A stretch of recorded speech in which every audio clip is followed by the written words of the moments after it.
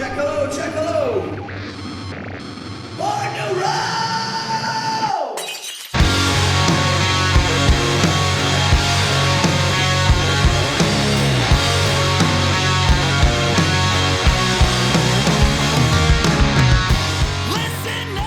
Cool. All right, from the tippity top of the morning. Hello out there, Born to Roam fans. I have the privilege and the pleasure of being joined by Mr. John Goodmanson, lovely human being, who is a record engineer, producer from the Seattle, Washington area.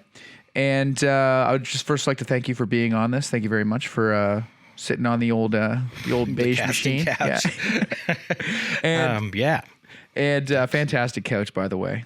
I think that's a pretty good studio couch. it's a nice- not like particularly gross or anything. no, it could be a lot worse. Yeah. Could be a lot worse. I've slept on worse. Most, yes, a lot of bad studio couches out there, folks. Yeah. So, if we're kind of looking at your occupation from a general overview, how would you kind of describe, or how do you comfortably view your occupation in terms of the balance of the engineer / producer role? Well, I tend to make rock records for younger bands, basically. I come from being a recording engineer, and beyond like the technical part that is the engineer part, I produce records, which Yep. I guess makes me sort of responsible for the overall sound. The analogy a lot of people do is like a movie director is like the producer of a record, and the cinematographer is like the engineer. The of a engineer. record. I like that analogy. A lot of times I do both. I mean, budgets being what they are. Yes. It's pretty easy for me to do both. So What with Napster and everything. with the Napster, Yeah. and the kids and the internet, and yeah.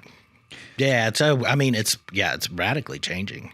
I do a lot of mixing out of my studio in my house as well. So a lot of that stuff, I never get to meet anybody. I get emails and files sent to me, and then I send mixes back. And so more and more the situation is, especially for young bands, which has kind of always been my specialty, in order to get a record made, they sort of have to have a DIY. Somebody in the band is a recording nerd. And so very often the records are not put together by somebody who makes records day in and day out. And so then the mixing gets a little challenging. I can imagine so. Just in terms of the way things are changing and the way people are, digesting music differently, is there a strange sense of futility to the idea that a lot of people are listening to music on ear pods and right off their phones and stuff when you're dedicating your time to? And that's a pretty recent, like 5 to 10 year, well, probably more like 5 years. Yeah. Where you just kind of sort of give up on like the hi-fi approach on anything. And not really, because that's what bands like, and that's what people who do what I do. Yes. Like, you want to make a record that sounds beautiful, and there's lots of ways to make a record sound beautiful, but that so much stuff is evaluated by how it competes coming out of a phone speaker. Yeah. is a real bummer. Yeah. And there's some crazy compromises I've noticed recently for streaming services, that a lot of like big pop music and current like hip hop is put together in such a way that there's not a whole lot of like high-end information interfering with the vocal and stuff, because the streaming algorithms make all of that just sound like swirly noise. Interesting. So yeah, there's definitely at least in the States, like also a real instrumentally stuff is really super lean, because it's sort of like the streaming doesn't seem to be able to convey like complex Lush recordings. Yeah. Which is it's a weird people compromising and mixing for what's The coming lowest out. common denominator. Yeah, it's like a drag. Strange times. Yeah. So let's just go back to kind of the your kind of more formative years in terms of the development of your craft. And you mentioned earlier that you basically were living in the Seattle area in the year 1990, which is, commonly referred to as the year before punk broke. And I just kind of wanted to get a sense from you, retrospectively, what that was like to be in that atmosphere. Was there a sense that something important was happening there, or was there a sense that was it kind of simply a sense that no, there's just some great music happening here, or was it like, man, there's some cool bands happening here, but there's a lot of shit also at the same time? Yeah, it was funny. It was because Seattle was a little bit off, like. A lot of bands would skip Seattle because it was too far out of the way.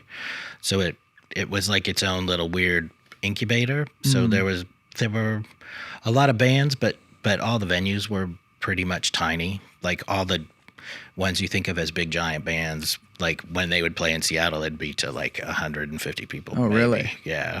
And and it was basically like, 3 bars in town that all of those bands played at, like Nirvana and Soundgarden and then Mother Love Bone and all that stuff. It was underground until it just went bananas. Yeah. And Sub Pop, like right around then was, well, I don't know if it was then or a few years later, seemed to be struggling a lot. So the local label thing wasn't really happening. It wasn't a massive force the way we might think of it as. Yeah, I think maybe a few years before, with like doing like single of the month stuff and their compilations and then putting out like EPs for everybody. But then when bands started signing to major labels, they weren't able to compete, I guess, with that. Yeah. I think it seemed like the first one out of the gate was Soundgarden. Soundgarden. Signing to A&M, yeah. And then everybody was kind of freaked out by that. And then everybody got super freaked out by the success of Nirvana, for sure. Yeah.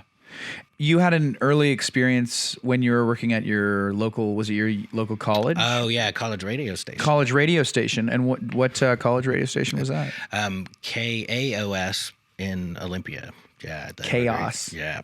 Yes. Evergreen State College. We would have bands on all the time. And so would you assist were you kind of a spectator to that, or did you have something to do on the technical side? I would mix the bands, and then I had a radio show that was like sort of new releases. Cool. And I was in a crazy band called Danger Mouse. Nice. With Donna Dresch, there's a recently reunited Team Dresch tour and a few new songs. And we had back-to-back radio shows, so we had 4 hours on Monday night or something. And that was enough time to get a band in and set them up and talk to them and then have them play live on the air, which I thought it was more interesting than it probably was most times to listen to. Was that, yeah, those things can go either way. Right. Yeah. Was that more or less your first experience mixing? Or did you start around? So. Yeah. I mean, but I did humble 4-track stuff for like high school and other bands in high school and stuff too. And I was going to college I went to that school because they had recording studios. I see. And that's all I wanted to do. And the station had pretty limited resources as far as actually miking up a band in a really crummy little room. At that point, they've expanded now to where they're pretty fancy. Yeah, it's surprising because Olympia is right in between Portland and Seattle. So it's kind of an easy spot for bands that are on the road to hit stop without having to get all the way to. Well, or just because they're on their way. I see. But we were on Monday night, so it's kind of a night off. So, yeah. So they would just stop in and play, which is fortuitous. Yes. And, not to get too kind of heady about it, but was there something that that drew you to just, having that clear path so young as that I wanted to be involved in recordings? Was there a moment, or was there just a fascination with sonics or? Yeah, it was kind of I mean, I played and was in bands, but I was always like a little obsessive with the technical side. I see. Like a giant Beatles nerd. Yeah. And all that stuff. So yeah, that made it a lot about records. Yes. And less about live performance. And I see. In the Northwest, you couldn't really see a rock band until you were 21 because bands would only play in bars, really. So your relationship with music was close to exclusively through just recordings, basically. Yeah, I guess so. Yeah. Yeah. So that's very interesting. I didn't. It sometimes doesn't compute in my brain that although the liquor license is 21, that means that most shows you just can't even go to until you're basically an adult. Unless you're going to when I was a kid, it would be hair bands and stuff coming through. So I wasn't really worth checking out anyway. Not spending all your money to go see some hair band in an arena or whatever. To go see a very tired Bret Michaels do his best. That wasn't really my universe. And so on this Chaos radio station, you had what was basically a kind of proto version of Nirvana one night. Yep. And what were they then? They were called Skid Row. Skid Row. Had to change their name. Yeah. And they hadn't yet signed to Sub Pop, and they played a lot of like the first record. Bleach? Yeah. And the 7 inches and stuff, like the Shocking Blue cover that they did. But they were straight out of Aberdeen with the drummer from Aberdeen. So it was myself and Donna Dresch that had the radio shows back to back, and we were in the band together. And she was like, "You like their band better than our band, don't you?" They're pretty good. Yeah. They got some pretty good songs. They got some pretty good songs. There might be something to these guys. Yeah, these guys might have a future. What were your kind of impression? Like, I mean, obviously, you probably did this for a lot of bands, but was there anything, that in retrospect that was different about that band, or that made any kind of lasting impression on you? Or, I mean, right at that moment, I think the songs were definitely a cut above, but that was sort of hard to know right then because they fit in with a whole slew of kind of rock-oriented touring punk bands. Mm-hmm. To me, they were less metal than a lot of the stuff that was happening in Seattle. Like Sub Pop had this Black Sabbath vibe that, so there was Soundgarden and like Green River and then there were a whole lot of bands on Sub Pop that were not that great, like Blood Circus, and like it was a little doomy and so Nirvana was more like a band from Olympia, and Olympia was into like what you would now say is like super twee indie kind of stuff, because K Records was from there with Beat Happening, and Calvin put out a lot of records. I see. And it was sort of internationally the way he would release stuff. Wow. So he had almost like a larger vision. Yeah. And Sub Pop seemed really regional to Seattle, but I think at the time I probably didn't know how Sub Pop was getting to like the UK in particular right around then with journalists and stuff. Yeah. So I didn't perceive them to be as cool and international, but I think they actually were. They were just kind of more metal. Yeah. They had a different kind of local reputation. Yeah. Just dirty metal. Just dirty dudes. metal. Yeah. Chugging till the cows come home. Chugging, drop deep, which is not like Nirvana didn't have that. No. But they were more like, Beatles obsessed or something. Yeah. So. Yeah. There was some complexity and some eclectic elements to their sound. Was there a time where you kind of where the national sensation around grunge became somewhat annoying to be in Seattle? Did that ever? Well, Seattle's a real it's got a small town, especially back then, had a small town vibe. Everybody knew each other, so it's got a little bit of like this weird ghetto mentality where like if you admit that you are interested in like success or popularity or anything, like everybody in town just, it was a big anti-industry, anti-everything. I mean, it was like kind of, that was the thing that they grabbed from the punk concept of it. And then like the big thing with Sub Pop was sort of combining that with like Sabbath and Zeppelin and making like a punk metal hybrid. And the other thing that Sub Pop did was they presented themselves with a really specific graphic presentation, and at that point a sound presentation that kind of made Seattle happen. Like there wouldn't have been an identity for Seattle if they hadn't have been really specific with the whole package with what they were doing. Yeah. But then things got weird. Like I guess I graduated college in 90, went up to Seattle, and I was just starting to work in a really big studio in town that did, back then, the nice studios would have to do advertising to pay the bills. Yeah. So it was all day advertising, and then at night you could do make records. And it kind of felt like we were just missing the boat because stuff was blowing up just super crazy. Oh, yeah. European MTVs running around to all the clubs, and a lot of silly stuff was happening. Yeah. And people were showing up. Like my buddy Barry came in from going up the street to get lunch, and he was like, dude, you never believe what I just saw. Like, this van pulls up with Colorado plates, and they open the side, and out jumps a rock band, all wearing flannel, and they proceed to start rocking out on the sidewalk. Like, they just drove into town, like, to get signed, basically. Wow. Just like a startup grunge band.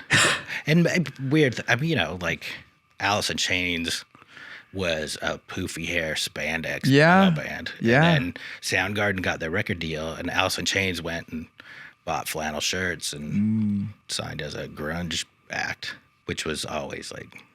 And Seattle also, before all that happened, did have a pretty big, like, spandex metal scene in the north end of town, and on the east side of town where the rich kids were, there was a lot of really crappy spandex permed hair stuff going down. Yeah. A lot of fancy haircuts at that side of town. A lot of suburban crappy metal. Yeah. It's funny because Seattle's a little bit of a backwater. But back then it was. I suppose it's more cosmopolitan now. But do you think, and you've mentioned before that, and correct me if I'm wrong, did you have an experience also with Soundgarden? Gosh, a little bit. Really good friend of mine, Steve Fisk, used to do like a 12-inch remix for every record with them. So I have one or two of those with him. Yeah. But that was about the extent of my recording stuff with them. But I grew up with the bass player band. Like, we went to high school. Yes. Same graduating year of high school and stuff. And I guess he joined kind of late. They had a couple bass players before him. Before Ben Shepherd, yeah. I think, actually, just off the top of my head, I think I just confused Soundgarden with, was it Alice in Chains that one of the Seattle bands, did you do a demo session with? I sat in for a day, Alice in Chains, yes, doing demos. That's what I was thinking. Yeah. And they were all fine. Was it in the kind of middle or later career, or? Yeah, I guess the middle, and they were just doing like a writing session, and they had the bass player from Ozzy's band, who was a super sweet guy, this guy Mike Inez, who was from LA, so you kind of would have expected that he would have an attitude, and he was already like pretty famous, but he was super nice and down to earth. And then the other dudes in Alice in Chains were kind of hardcore hicks from the Sticks. From the Sticks. Hardcore hicks from the Sticks is a great phrase. Just that metal vibe, like the super macho. Yeah. Like, bare-chested attitude, It's just like, whatever, man. Was it necessarily like a productive day, or was it one of those kind of? I think it was at that point really frustrating like Jerry would write all the songs, including the vocals, and then they would just wait around for Lane to show up. Yeah. So yeah, it's probably an excusable attitude when they're just that frustrated that they're ready to go and their guy is just off. You can't. He was in a dark place. Yeah. I guess that's I mean, even if it's just kind of dabbling, you've had quite a bit of experience basically with the entire scene, as it were, as it kind of progressed. Well, it's like a small town. Yeah. So so everybody kind of knows everybody.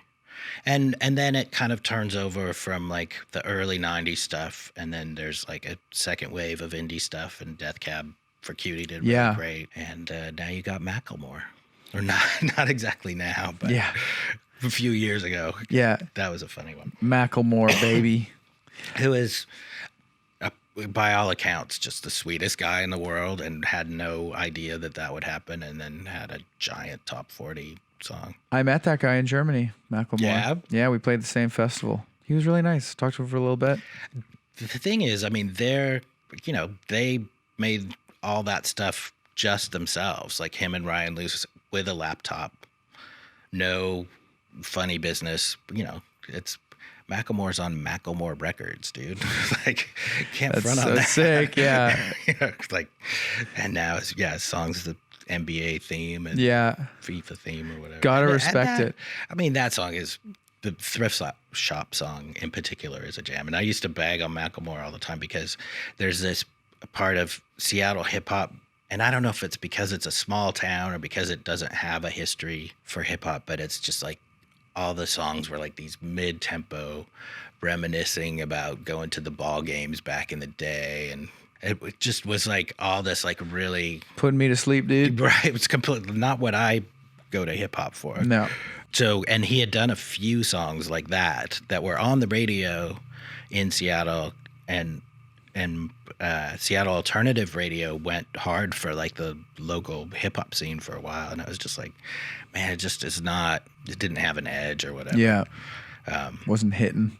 It wasn't hitting, but there's a couple pretty great things like Shabazz Palaces and stuff was pretty crazy and weird. And so, And shortly before that, we have what is now known as the nu metal era.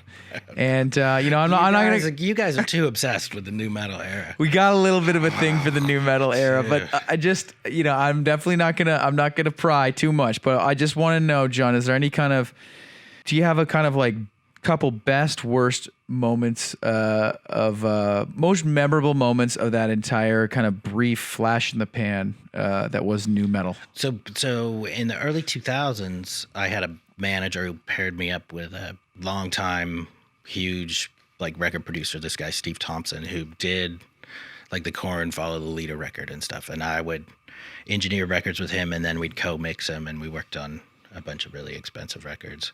So I would wind up in these situations that seemed like very odd situations for me to be in, especially not being like a metal dude. Yeah. So I do remember being backstage at a big Limp Bizkit show in New York, and Steve nudged me and he was like, dude, is that Carmen Electra? And I was like, dude, no, I saw her on the Howard Stern show one time, and she's gorgeous, and this lady looks pretty rough. It turned out it was. It was Carmen Electra. Yeah. That's not a cool thing to say. You shouldn't say that about anybody. But Oh, it's all good. I mean, but only it was 3 weird. people are going to listen to this. So dude. that was, but yeah, there was a lot of very strange things that went down. And because the music business was consolidating, and also the people that were running it seemed clueless as to what was working and what wasn't working. So there was a whole lot of money flowing to really terrible hip hop metal kind of stuff that was happening at the time. And there was a lot of money going to acts that you never heard from again. Yeah. Was this a kind of, was there, a parallel kind of thing happening with the grunge boom when something strikes and the corporate people that are responsible for these contracts don't understand what the appeal is, but are just basically trying to bet on as many horses as possible to see what definitely was like, and that's the first time I witnessed that thing go down. And somewhere like Rolling Stone did some wrap up of like the millennium and all the different like rock eras or whatever. And they said a thing that I thought was really striking was like it was crazy how fast like grunge hit and was like an alternative to what was mainstream at the time, and then how short a period of time it was before it was completely co-opted by corporate version of. So you started having Collective Soul and Bush. Well, and I mean, Bush wasn't even close to as bad as it was going to get. Like, No, it's true. Like they, whatever you say about them being posers, they had songs and sounded good, and like there was some really terrible stuff that passed off. Silverchair? So apparently Silverchair, after their grunge hit from when they were like kids, there's a whole like bunch of Silverchair records that are like Radiohead Beatlesque records. Really? I've never listened to them, but there are people that are hardcore Silverchair fans that talk about like it's like a different band. Oh, really? Because they were, they were tiny. What were they, like 18 or 19? Yeah, they're kids, right? Yeah. So they had a different identity maybe later.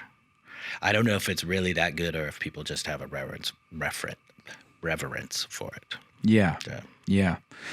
We've already kind of touched on this right now, but what's it like to kind of, watch everything change with, beginning with, music available online and the way that modern music enjoyment is just kind of shifting so quickly with streaming and different platforms?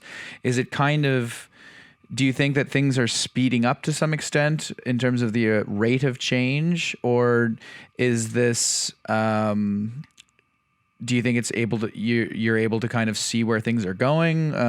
Or is it too dizzying to kind of know where we're at right now? I know that's kind of a obtuse question, but give me a sense of where you're feeling, how you feel about, where things are going. I mean, I feel like it's actually I feel like right now is actually a super awesome and interesting time for music and for young people that want to make music, because there's a lot of ways in. Like when I was a kid, you would never imagine you could go and tour Europe. Like that just seemed like a completely far away dream, or that you would even be able to make a record, because the whole like manufacturing and distribution was all locked up in major label world. And the kind of advice you would get was always like, well, you're gonna have to move to LA or New York. Like there isn't anything happening anywhere else. And it's like, that's actually totally not true. Yeah. But it busted wide open. But then it's like the music part of it is kind of on fire and awesome, like it always is when young people are making new kinds of things. The business part of it is like the way the change is happening. I don't know, I think it's pretty bad for anybody who wants to take themselves more seriously than a hobby.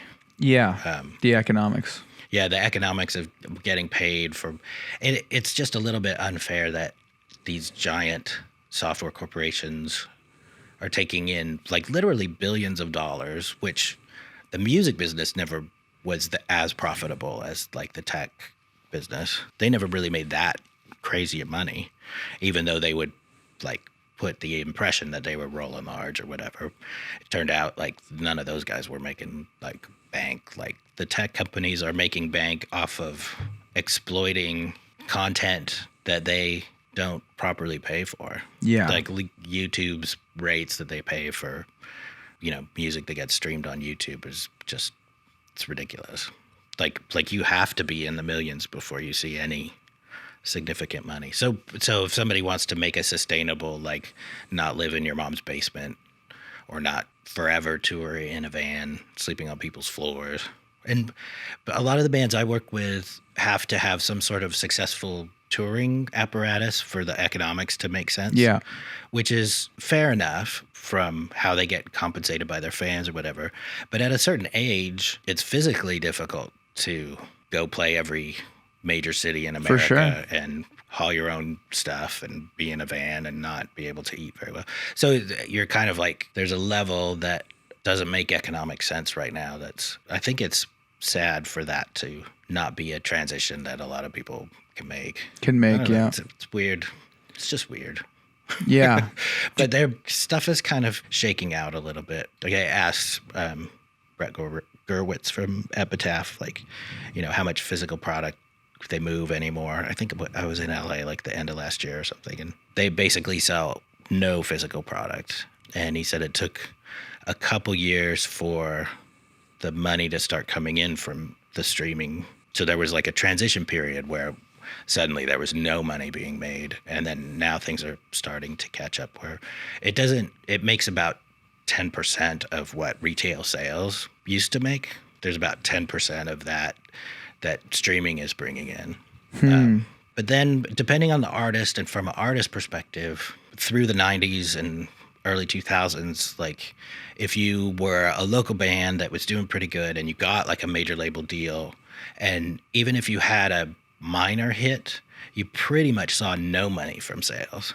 And there would be, between recouping ridiculous advances and creative accounting on the part of the labels, like the artist never was making money from sales in that sort of mid-level artist category.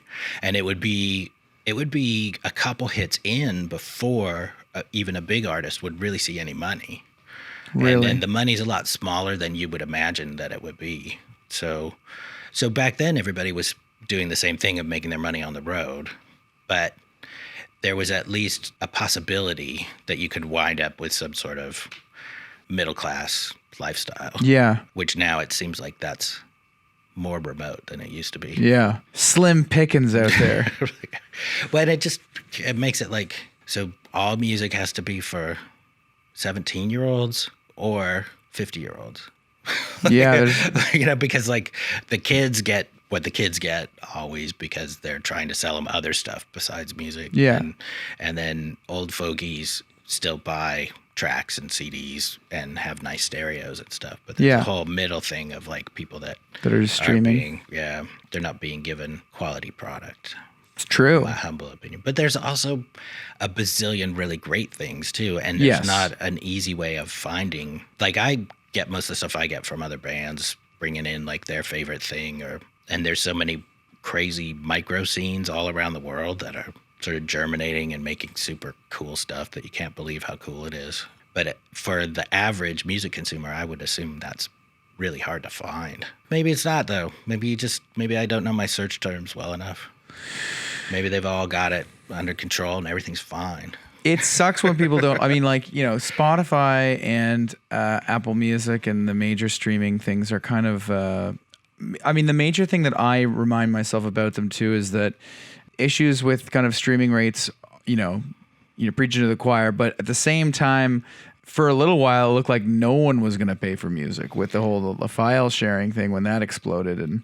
But so there was this weird thing because I'm sort of punk rock libertarian guy. Yeah. So I'm like, look, I would explain to the major label people who were supposed to be like, I worked on a couple records and you would talk to their internet guy. And I'd just be like, dude, as long as kids have more time than money, they're going to get their stuff for free. Yeah. And even if you can manage like the digital rights management type stuff.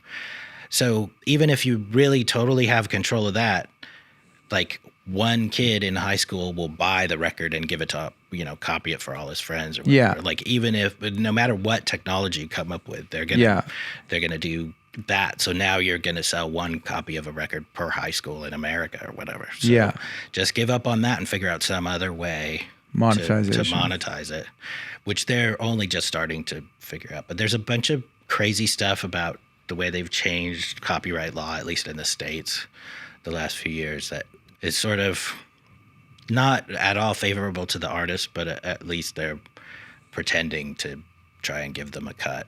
But then a lot of the definitions of the cut that they're getting are based on the numbers that the streaming service provides, and not, even if you're a completely self-contained artist, you don't get to set the rate. Really? Which seems like if you're the one making the content, you should be able to. Yeah. But they changed it, I think like 2009. I've only just recently read up on this, where if you've released a song anywhere, then any of the streaming services can put it out. But they have to, what they're supposed to do legally is give you an accounting every month for how many plays you're getting and how much you're supposed to get paid, which is based on their income, not on any sort of set formula. So it's super weird that you can't just opt out like Billy Bragg or Fugazi or something. Yeah. Because, if you want to not use their system, there should be some way of doing that. But that's not part of this agreement about streaming and copyright and stuff. It's very strange. It's super weird. But all of the streaming services never built the infrastructure to account for all the plays. And that's too expensive. It doesn't fit their business model. So they have turned all that stuff over to third parties to sort out. They're just like, you guys deal with it. So they're not able to keep up with their legal obligation of informing you how many plays you got on Spotify last week. Interesting. Which should be easy. It's freaking computers. Yeah, well, right? it's not computing in my mind why that isn't just built into the... Right, but they didn't... I've talked to labels about this too, where it can be hard for labels to, for instance, provide back end to producers because the way their accounting is set up doesn't involve that. And if it's not built into that, then it becomes difficult to make that happen on a quarterly basis or whatever. So I guess I believe them. I'm not really sure I believe them. Yeah. The other thing that's crazy is it's a black box with any of those companies how many times you're actually getting played. There's no way to audit that. Yeah, it's all. You know, they need a little more revenue. It's like it's like video slot machines, where people were surprised that they were programmed to not be random. Those guys were smart enough to do it just by a little bit, but it turned out when the gaming commission like investigated that it wasn't completely random. It's like, well, of course it's not. Yeah. You know, what do you think they're going to do? The game is rigged, kids. And so streaming services, same thing. Like this quarter doesn't look as great. Well, isn't there something we can do about, you know, skewing the accounting a little bit so we can make our numbers look a little better? Mm-hmm. And because it's been the Wild West for all that stuff, it's all shaking out kind of now, I guess. Where do you think streaming is heading? Do you think that there'll be some sort of artist union that demands more for royalties? Do you think that something like that will be properly organized and implemented, or do you think it's just too tough to say? Yeah, and all the big money interests. The thing that's crazy is like the music industry did a terrible job of like seeing how things were going to shake out. Yeah. And like adapting. Like they didn't do anything to adapt to all this. Whereas the film industry has watched the music industry fail miserably on all this digital stuff. And so they've been a lot smarter. With monetizing? Yeah. Getting ahead of it? Yeah. Getting ahead of it and getting like the rights sorted out and everything else. I don't know if that will retroactively start applying to music business stuff or if it's just a bit of a lost cause. I mean, you know, there's still the kind of bands that I work with, like, you know, sell a lot of vinyl or, you know, a lot of like sort of personalized fan club special products or whatever like that. Yeah. You know, you can Etsy-ifies your band and do pretty well with that. Oh, yes, you can. if you want, I've had that. Tone Tip shirts still available, kids. That crazy goth emo band called Aiden, he would blow through 58 SM58 capsules all the time on tour. Yeah. And then they would like donate those to like the top people in the fan club. Oh, really? Yeah. And all those kind of fans really want is something that the singer has actually touched, and touched with his mouth is probably even better. People are strange. And so, you know, if you can, you got to find a way. Yeah. Is the key. I think it's, you know, I don't disagree with anything you're saying. I think that the main, in this position, you're forced to have some kind of optimism, to be able to kind of weather through it. But, you know, I find it equally as confusing and just kind of watching things change. And, but I definitely think the most important thing to do is that you basically have to do is that regardless of how much an artist you consider yourself, you've got to learn how to hustle to some degree. which is kind of, then every once in a while I'm like, well, that's what it's been like since the 50s. Yeah. You know, pop music has been kind of terrible since the 50s. And It's true. You know, so it's kind of the same as it's always been, but it's also, it's a little bit all consuming. Like bands with a fewer number of members, it's kind of other bands that are starting out that I've worked with that have a lot of members. There'll be one guy who posts video content and another guy who answers all the email and another guy on the blogs. And then there's a couple guys that actually write the songs. And if you were in a band with just those two guys and one of the others, you'd never be able to keep up with your fans. And the kids that are rabid fans, who are the ones making everything possible, have come to expect like that their personal email is going to get answered, which is, you know, so the demands from the fan base are pretty intense. And it makes it so people don't have time to write, basically. But the most important thing is to just write. Have good songs, kids. Have good songs. Do your best. Have some good songs. Because there's so many places for someone who's in that position to put their time. People forget to keep writing a lot of times. Oh, yeah. You got to keep hammering on it. But then there's an upside where everything is global and everybody can stay in touch globally. Yes. And you can collaborate with people from all over the world. Yes. So if that's part of your trip, like that's, you know, that's amazing. I think that, you know, one of the misconceptions, and I mean, this is just from my perspective. I mean, one of the misconceptions that I think a lot of people in my generation of bands have, looking back on the past, they like to think that things were easier back then because they didn't have the streaming and all these things. But if you take the time to look at, to really delve into any era of music, you'll find that it's always been really fucking hard to make a living playing music or making any kind of art. And as you kind of pointed out, like at all points in history, this kind of fantasy, unless you're a fucking genius, you don't get to just do your art. You have to find the way. You need to give your art legs, and you need to find ways of distributing it and basically making a living off of it. And that's not the world doesn't really necessarily owe you a red carpet to that. For sure. You got to figure it out. But I think now one thing, so it's a little sad that there's no longer the curtain up so that the artist or none of the process is nearly as mysterious For sure. as it used to be. But the good thing of that is there's a lot of people who are big, giant stars who will explain, like, no, I don't wake up in the morning with like new brilliant song in my brain. Like, this is work. You have to sit down every single day. You know, it's like a writer or something. Where it takes a fair amount of discipline. For sure. And it's good for kids to know that, and that it's not a free ride for anybody. No. Your energy is better spent developing software. Yeah. If you have any alternative to a music career, you should probably pursue that. Yeah, learn how to code, kids.